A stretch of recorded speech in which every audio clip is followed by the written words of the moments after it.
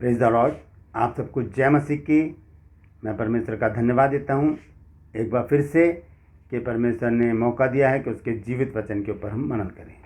एक वचन पढ़ता हूँ, उसके बाद हम आगे चलेंगे। इफिसियों 6 अध्याय उसका 10 पद। निदान प्रभु में और उसके शक्ति के प्रभाव में बलवंत बनो, परमेश्वर के सारे हथियार बांध लो कि तुम शैतान की युक्तियों के सामने खड़े रह सको।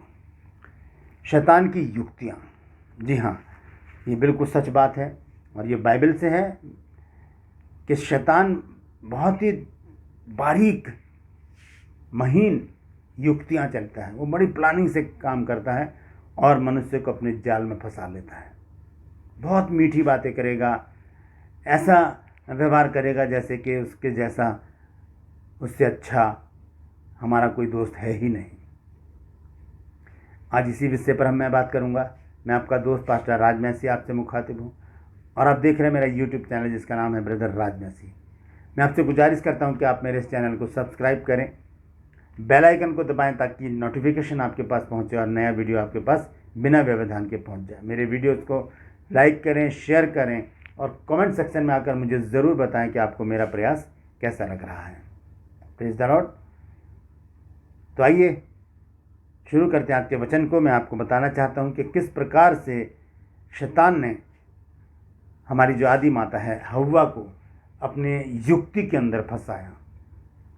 किस प्रकार से, क्योंकि हम देखते हैं उत्पत्ति की पुस्तक में, जब उत्पत्ति की पुस्तक को हम पढ़ते हैं 2 अध्याय को और उसके 17 पद को, 17 और 18 पद को, देखिए वहाँ पर क्या लिखा है।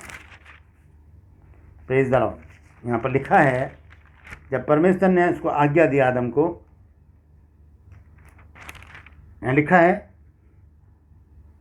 पर भले या बुरे के ज्ञान का जो वृक्ष है उसका फल तू कभी ना खाना, क्योंकि जिस दिन तू उसका फल खाए उसी दिन मर जाएगा, उसी दिन मर जाएगा। ये आज्ञा दी परमेश्वर ने आदम को। और ये बात स्वाभाविक है कि आदम ने उसको हव्वा को बताया, तभी हव्वा शैतान को बताने पाई। लेकिन ये बात शैतान को नहीं पता थी कि वो कौन सा पेड़ है जिसका फल परमेश्वर ने खाने के लिए मना किया है।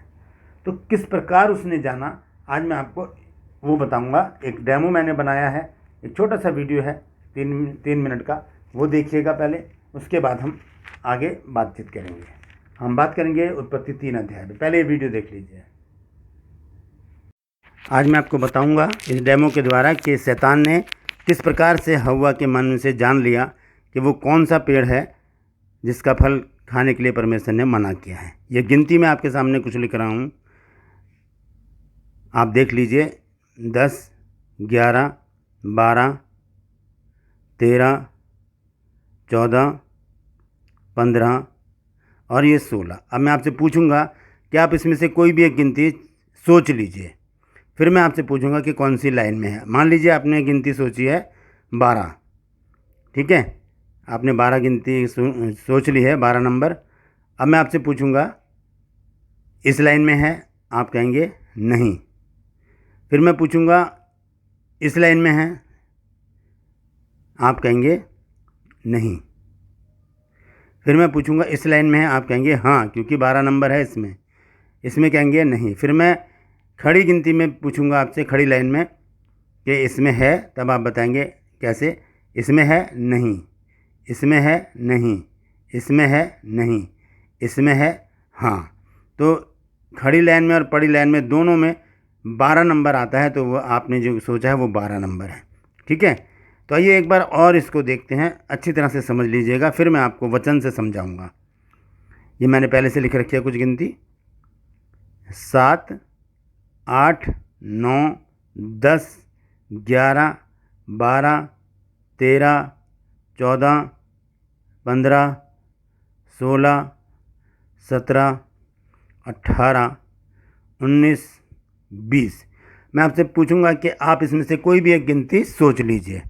आपने सोच लिया 7 नंबर, ठीक है, आपने 7 नंबर सोच लिया। फिर मैं आपसे पूछूंगा खड़ी लाइन में और पड़ी लाइन में वो कौन सा है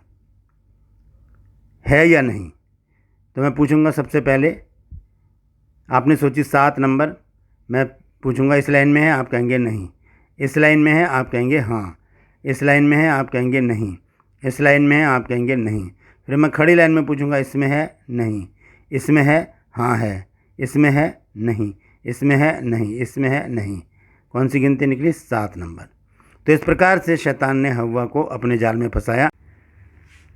तो ये छोटा सा डेमो मैंने बनाया था। मैंने समझाने की कोशिश की है कि किस प्रकार से शैतान ने हव्वा के मन की बात को जान लिया, किस प्रकार से उसने जान लिया। उसी से पूछा और जान लिया। जैसे अभी मैंने आपको डेमो दिखाया कि एक गिनती है, वो आपको सोच लेनी है, आपने अपने मन में रखी है। जब हाँ आपसे मैं पूछूंगा कि आप इस लाइन में है, इस लाइन में है, इस लाइन में, इस लाइन में, जिस लाइन में होगी आप कहेंगे हाँ, वो मैं अपने दिमाग में रखूँगा। फिर मैं ऐसे पूछूंगा, इस लाइन में है, इस लाइन में है, इस लाइन में है, इस लाइन में है। जब आप इस लाइन में कहेंगे हाँ, तो जो गिनती आपने इस लाइन में हाँ बोली है, तो इस लाइन में भी हाँ है, तो वो वही गिनती है जिस पे दोनों जगह बिंदु पहुंच रहा है। ये डेमो में मैंने आपको दिखाया है। आइए अब देखते हैं शैतान ने किस प्रकार से इसी तरह से हव्वा को बहका कर उस बात को जान लिया, उस पेड़ को जान लिया, उस पेड़ को जान लिया जिसका फल परमेश्वर ने खाने के लिए मना किया था आदम को और हव्वा को। शैतान को नहीं पता था, इसलिए उसने किस तरह से पूछा, ये देखते हैं। उत्पत्ति 3 अध्याय पढ़ रहा हूँ मैं, ध्यान से सुनिएगा। पहले पद से यहाँ लिखा, यहोवा परमेश्वर ने जितने बनैले पशु बनाए थे उनमें उन सब में सर्प धूर्त था, और उसने स्त्री से कहा, क्या सच है कि परमेश्वर ने कहा कि तुम इस वाटिका के किसी वृक्ष का फल ना खाना? क्या ये सच है? कि देखिए किस प्रकार से वो अपना जाल बुना, उसने अपनी युक्ति निकाल रहा है, अपनी प्लानिंग उसको प्लानिंग के मुताबिक वो काम कर रहा है। वो जानना चाहता है कि वो पेड़ कौन सा है जिसका फल खाने के लिए परमेश्वर ने आदम और हव्वा को मना किया। उसे तो नहीं पता था, इसलिए उसने बड़ी युक्ति से काम किया। जैसे मैंने आपको डेमो दिखाया था, सेम उसी तरह से उसने पूछा उनसे। क्या पूछा है? कहता है कि क्या सच है कि परमेश्वर ने कहा है कि तुम इस वाटिका के किसी वृक्ष का फल ना खाना? क्या ये सच है? ऐसा कहा है परमेश्वर ने। अब हव्वा क्या कहती है? स्त्री ने सर्प से कहा, इस वाटिका के वृक्षों के फल हम खा सकते हैं। इस पर जो वृक्ष वाटिका के बीच में है लिखा है, पर जो वृक्ष वाटिका के बीच में है उसके फल के विषय में परमेश्वर ने कहा है कि ना तो तुम उसको खाना और ना उसको छूना, नहीं तो तुम मर जाओगे। सब कुछ बता दिया उसने, उसके हृदय की बात जान ली, बहकावे में आ गई, बहकावे में आ गई। और हम नए नियम में पढ़ते हैं, लिखा है कि आदम बहकावे में नहीं आया, लेकिन हव्वा बहकावे में आकर अपराधी नहीं हुई, लेकिन बच्चा जन्मने के द्वारा उद्धार पाएगी। तो यहाँ पर शैतान ने बड़ी युक्ति के साथ उस बात को जान लिया जो उसे नहीं पता थी। इसी प्रकार से आज भी शैतान हमारे जीवन में काम करता है, क्योंकि जो बात हमारे मन में होती है वो नहीं जान सकता, जो हमारे होठों से निकलती है वो उसे जान लेता है। मन की बात शैतान नहीं जानता, मन की बात परमेश्वर जानता है। मन के विषय में बहुत जल्दी मैं आपके साथ लाइव आऊँगा, उसके विषय में बहुत बड़ा एक टॉपिक है, वो मैं आपके साथ शेयर करूँगा।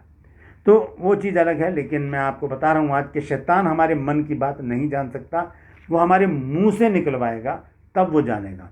ऐसे उसने हव्वा के साथ किया, उसने उसके मुंह से निकलवाया, उससे पूछा। जैसे मैंने अभी आपको डेमो दिखाया कि जो गिनती बताने वाला है कि कौन सी गिनती है, वो पहले आपसे पूछेगा कि कौन सी लाइन में है, कौन सी लाइन में है, कौन सी लाइन में है। जब आप बता देंगे तो वो समझ जाएगा कि कौन सी लाइन में कौन सी गिनती है। इसी तरह से शैतान ने भी किया। उसने क्या किया? हव्वा के मुंह से ही सुना कि वो कौन सा पेड़ है। देखिए दोबारा से मैं पढ़ देता हूँ जल्दी से।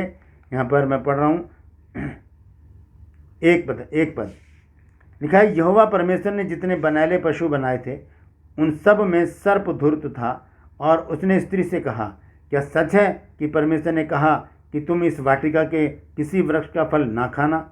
स्त्री ने सर्प से कहा, इस वाटिका के वृक्षों के फल हम खा सकते हैं, पर जो वृक्ष वाटिका के बीच में है उसके फल के विषय में परमेश्वर ने कहा है कि ना तो तुम उसको खाना ना उसको छूना, नहीं तो मर जाओगे।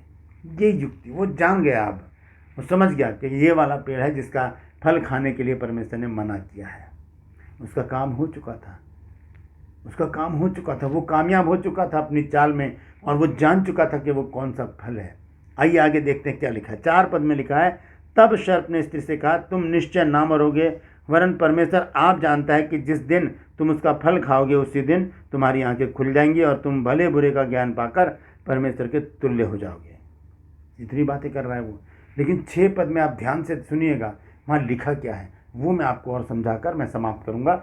6 पद में लिखा है, सो जब स्त्री ने देखा, देख रही है स्त्री ने देखा कि उस वृक्ष का फल खाने में अच्छा और देखने में मनभाऊ और बुद्धि देने के लिए चाहने योग्य भी है, तब उसने उसमें से तोड़कर खाया और अपने पति को भी दिया और उसने भी खाया। अब ध्यान से सुनिए 6 पद को मैं दोबारा से धीरे धीरे पढ़ रहा हूँ, ध्यान से सुनिए हो क्या रहा है वहाँ पर। पूरी पिक्चर को अपने दिमाग में बना लीजिएगा। वहाँ पर 3 लोग हैं, सर्प है, हव्वा है और आदम भी है। वहाँ आदम भी है, ठीक है। यहाँ लिखा है, सो जब स्त्री ने देखा, स्त्री क्या कर रही है, देख रही है। इसका मतलब क्या है, वो फल उस शैतान ने क्या करा है, उस सर्प ने तोड़कर वो उसे खाकर दिखा रहा है कि मुझे कुछ भी नहीं हो रहा। तो शैतान तो पहले से ही हारा हुआ, वो तो पहले से ही मरा हुआ है। यहेजकेल में हम पढ़ते हैं कि परमेश्वर ने उसे पृथ्वी पर भस्म कर दिया, वो ख़त्म हो चुका है। एक उसकी आत्मा है जो दर दर भटक रही है और लोगों को भटका रही है। तो यहाँ पर लिखा है कि वो उसने, सो जब स्त्री ने देखा कि उस वृक्ष का फल खाने में अच्छा है, तो वो खा के उसको दिखा रहा है। उसको तो कुछ क्या फ़र्क पड़ेगा, मुर्दा को क्या फ़र्क पड़ेगा, कुछ भी खिला दो उसे, है ना। मुर्दा तो मुर्दा ही है, वो मरा हुआ है, इसलिए वो खा रहा है, उसको कोई फ़र्क नहीं पड़ा। और लिखा है कि सो जब स्त्री ने देखा कि उस वृक्ष का फल खाने में अच्छा है और देखने में मनभाऊ और बुद्धि देने के लिए चाहने योग्य है, तब उसने उसमें से तोड़कर खाया और अपने पति को भी दिया और उसने भी खाया। यहाँ से क्या हो गया, सब कुछ योजना उल्टी पुल्टी हो गई परमेश्वर की। पाप आ गया, मृत्यु आ गई, श्राप आ गया और बीमारी आ गई, चिंताएं आ गई, सब कुछ यहीं से शुरू हो गया। सिर्फ एक गलती से, जो हव्वा ने उसकी चाल को पहचाना नहीं। दोस्तों, आज शैतान आज भी ऐसा ही काम कर रहा है, हम उसकी चाल को पहचानें। वो हमारे परिवारों को तोड़ना चाहता है, वो हमें संगति में जाने से रोकना चाहता है, वो हमें प्रार्थना करने से रोकना चाहता है, वो हमें वचन पढ़ने से रोकना चाहता है, वो हमें वचन सुनने से रोकना चाहता है, वो हमें आराधना स्तुति करने से रोकना चाहता है। हम उसकी चाल को पहचानें, हम उसकी चाल को पहचानें। हम प्रार्थना करें परमेश्वर से कि प्रभु तू हमें शक्ति दे, ताकि हम शैतान को लताड़ सकें, उससे कह सकें कि है शैतान दूर हो जा। जब हम ऐसी प्रार्थना करेंगे तब देखिए क्या होगा। रोमियो की पत्री और उसका 16 अध्याय की 20 पद को मैं पढ़ रहा हूँ। यहाँ पर देखिए क्या लिखा है। ये कब होगा, जब हम प्रार्थना करेंगे परमेश्वर से कि परमेश्वर मुझे शक्ति दे कि मैं इसको शैतान को लताड़ सकूँ, ये अपनी युक्तियों में कामयाब ना हो, मैं इसे परास्त कर सकूँ। तब परमेश्वर क्या करेगा। 20 आयत में लिखा है, शांति का परमेश्वर शैतान को तुम्हारे पाँव से शीघ्र कुचलवा देगा, शीघ्र कुचलवा देगा। वायदा करता है वो कि तुम प्रार्थना करो, तुम परमेश्वर के साथ बने रहो, वचन पढ़ो, आराधना स्तुति करो, प्रार्थनाएं करो, संगति में बने रहो, ताकि शैतान को परमेश्वर पैरों तले कुचलवा दे। पहला पतरस 5 अध्याय के 8 आयत में लिखा है, हमारा विरोधी शैतान फाड़ खाने वाले सिंह की नाई निकल पड़ा है कि किसको पकड़े और फाड़ खाए। वो किसको पकड़ता है, जो झुंड से अलग होता है उसी को पकड़ लेता है। तो झुंड से अलग ना हो, संगति से अलग ना हो, कहीं ऐसा ना हो कि शैतान हमें परखे और हम उसके जाल में फंस जाएं, जैसे हव्वा उसके जाल में फंस गई। याकूब की पत्री 4 अध्याय और उसका 7 और 8 पद देखिए, वहाँ पर क्या लिखा है। लिखा है, इसलिए परमेश्वर के अधीन हो जाओ और शैतान का सामना करो, तो वह तुम्हारे पास से भाग निकलेगा। परमेश्वर के निकट आओ तो वह भी तुम्हारे निकट आएगा। हालेलुया। तो शैतान का सामना करें, परमेश्वर से प्रार्थना करें, परमेश्वर शैतान को हमारे पांव से शीघ्र कुचलवा देगा। उसकी कोई युक्ति हमारे काम नहीं आएगी। शैतान की युक्तियों को हम असफल कर सकते हैं, उसकी कोई युक्ति हमारे विरुद्ध काम नहीं करेगी। तब जब हम परमेश्वर के निकट बने रहेंगे, उसकी संगति में बने रहेंगे, प्रार्थना करते रहेंगे, आराधना करते रहेंगे और वचन को हम मनन करते रहेंगे। Praise the Lord. परमेश्वर इन वचनों के द्वारा हम सबको आशीष दे। मैं आपसे गुजारिश करता हूँ इस वीडियो को आप शेयर कीजिए, बहुत से लोगों तक पहुँचाइए और मेरे चैनल को सब्सक्राइब कीजिए, ताकि और भी ज़्यादा जो वचन हैं जो मैं आपके साथ शेयर करना चाहता हूँ, बहुत सारी बातें हैं वचन के अंदर, वो मैं आपके साथ शेयर करना चाहता हूँ और भी लोग जानें कि परमेश्वर के इस वचन में कितने भेद हैं।